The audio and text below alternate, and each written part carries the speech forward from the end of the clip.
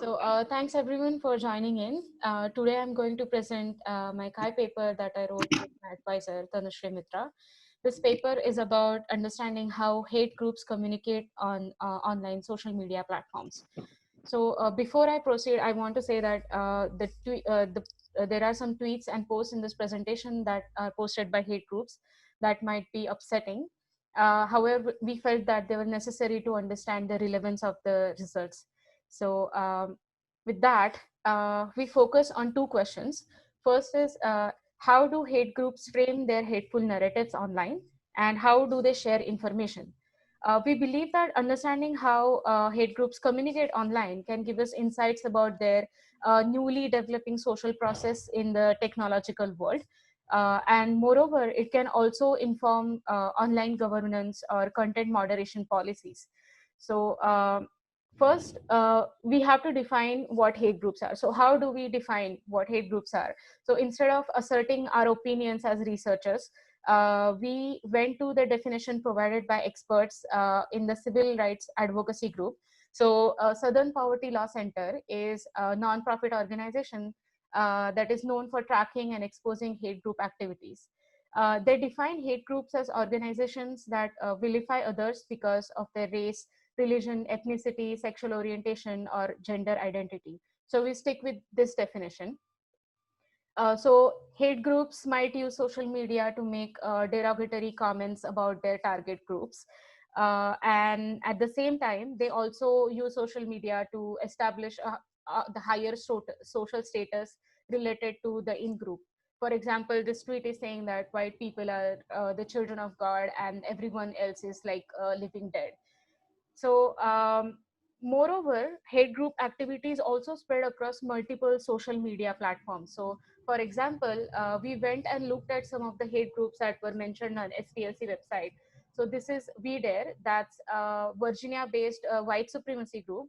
And on their webpage, we saw that they have accounts across Facebook, Telegram, Twitter, YouTube, and Gab. So, for example, these two are the screenshots of their Facebook and Twitter profile, and they have relatively strong follower base on both sides. So, in order to get more data about hate groups, we went to the SPLC list of hate groups. So, every year SPLC publishes what they call a hate map. That's an annual census of hate group operation within the United States, and we started by referring to this list of hate groups published by SPLC on their hate map web page. We started with around like 367 hate group accounts. We went to their websites and we searched for the organization website for links to the social media accounts. So we looked for Twitter, Facebook, YouTube, Instagram, Pinterest, and Gab. So in most cases, the website had direct link to their social media accounts. Otherwise, we went and looked for the name of that website. So a majority of the organizations had Facebook and Twitter. So we decided to study both Facebook and Twitter. And we ended up with a list of 75 hate group accounts across Facebook and Twitter. So with this, I go to the first research question that we ask is how do hate groups frame their hateful narratives?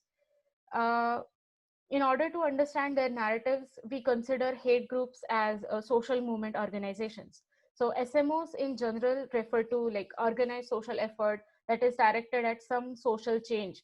So for example, an environmentalist movement or other social justice movement. However, SMOs can also adhere to like more harmful causes like racial or religious supremacy movements. So that's why we consider hate groups as SMOs. And just like any other SMOs, hate groups use social media for purpose of motivating collective action and recruiting people into their causes. So David Snow and Robert Benford have a very well established theory on collective action framing, in which they describe the communication by SMOs across three dimensions. So diagnostic, prognostic, and motivation.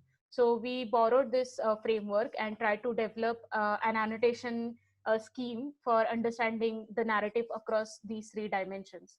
So the first question we ask is how do hate groups diagnose a problem? So diagnosis refers to process where SMO identifies who is responsible for the problematic situation and how are they affecting problem scenarios. So for example, in this case, the hate group is saying that LGBTQ agenda is an invasion of parental rights of the highest order. So they're saying that they're being oppressed by the LGBTQ agenda.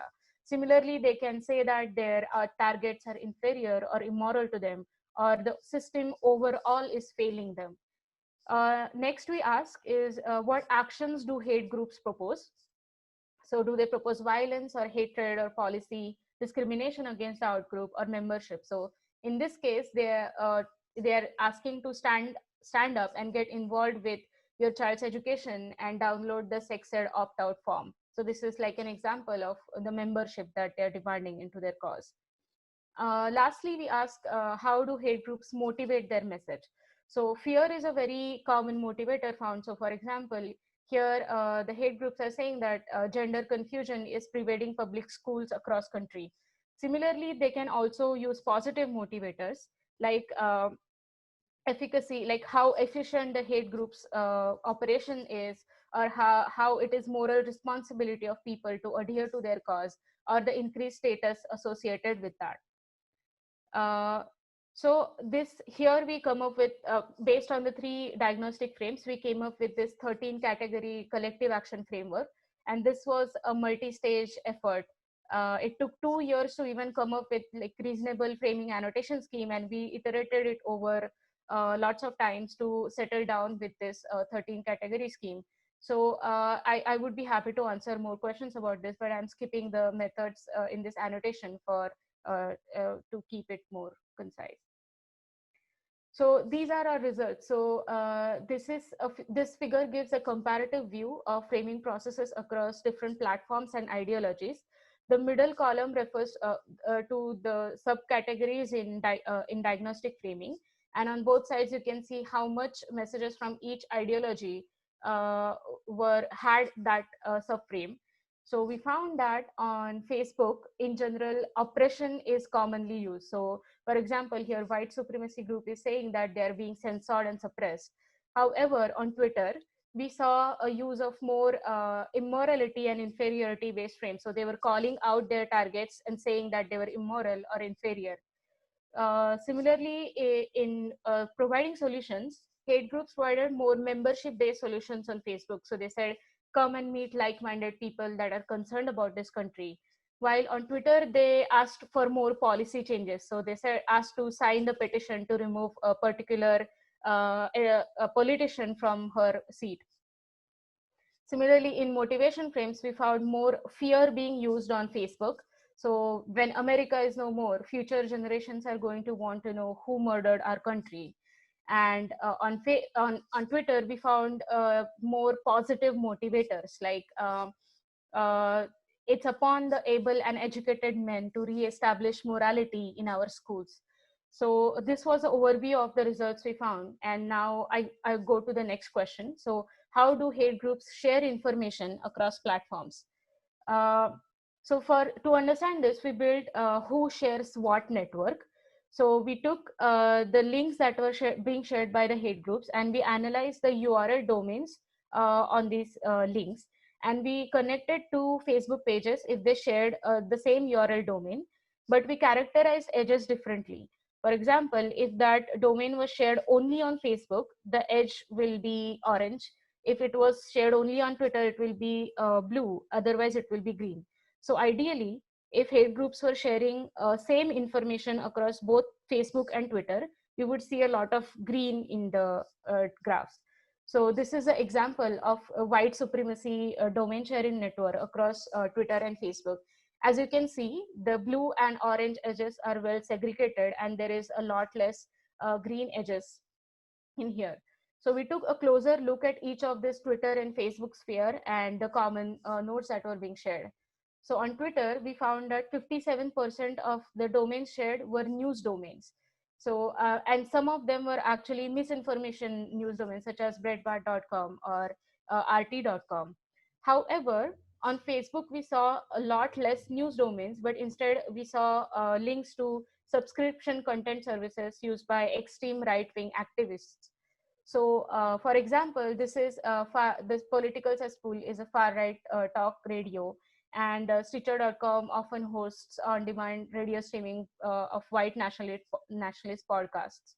Similarly, we also saw reference to links that host like extremist books and literature. So the Kirk Reviews and Logic.se are also foreign-based domains that host extremist books and literature. When we looked at the domains that were shared commonly across both Facebook and Twitter, we found that they contained links to other social media and online services such as gap.com or telegram.com. And we believe that this is because white supremacy groups are facing increased censorship, and they're trying to move to alternate domains that are they have less content moderation. So gap.com and telegram are very famous example where there is almost no content moderation, and they're publicizing these domains across both Facebook and Twitter to move their audience from mainstream social media platforms to these alternate social media platforms. So to sum up, we saw that on Facebook we saw the frames of operation failure, membership fear, and solicitation. So we believe that this is a common group radicalization and recruitment narrative. Says that we are a special or chosen group of people who have been unfairly treated and betrayed. That's oppression. No one else cares about us, or the system has failed us. That's failure. And the situation is so dire that we are in the danger of extinction, and that is fear appeal.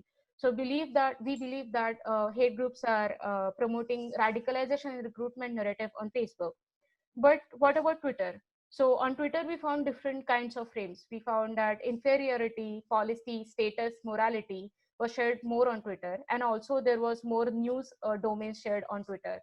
So we believe that there is a mass education and image control happening on Twitter. So because they're predominantly sharing news, they're dehumanizing the target groups, and they're trying to present a positive self image to like motivators such as status, morality, and efficacy. So, in conclusion, we looked at two questions here: the narratives that were the framing narratives that were proposed by hate groups, and their information sharing practices, and we compared them across the two platforms. So that's it.